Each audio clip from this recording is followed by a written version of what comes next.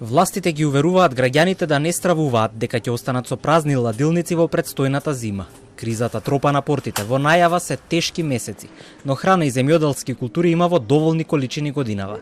Оваа порака ја испрати министерот за земјоделство од говорницата, запрашан околу тоа дали државата е подготвена за презимување. Ке се контролира и растот на цените. Владата неделава седница донесе одлука да се забрани извоз на пченица и брашно меѓу другото, за да се спречат сериозни пореметувања на пазарот. Активно следиме буквално преку Царинската управа секојдневно состојби дали одредени компании се однесуваат неодговорно, неморално или неетички и одржавме состаноци каде што јасно и прецизно ја пративме пораката. Поддршката со парите на граѓаните првенствено треба да биде за задоволување на потребите на сите граѓани со храна тука и таа цел ја остваруваме и доволно храна, значи воопшто граѓаните не треба да се грижат дека ќе имаме проблем во тој дел. Уверливи тонови пристигнуваат и од друга адреса, Министерството за економија.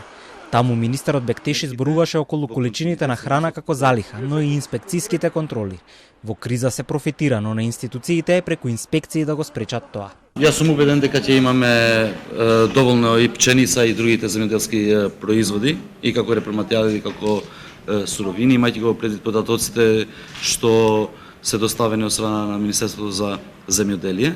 Во делот на маржите наведов дека Државен пазарен инспекторат, Управата за јавни приходи редовно прави контроли и ДПИ и УЈП ќе имат и други механизми се со цел да не направат злоупотреба во грбот на граѓаните во делот на шпекулации со цените за преамбени производи. Во меѓувреме денес се објавен нов јавен повик до земјоделците од програмата ИПАРТ 2. Станува збор за повеќе од 5 милиони евра инвестициски фонд за проекти. Заинтересираните кандидати ќе може да аплицираат со проекти за машини и опрема за производство и преработка на млеко, месо, овошје и зеленчук и преработка на житарици, како и други работи. Ќе се субвенционира и поставувањето фотонапонски панели за производство на енергија за сопствени потреби.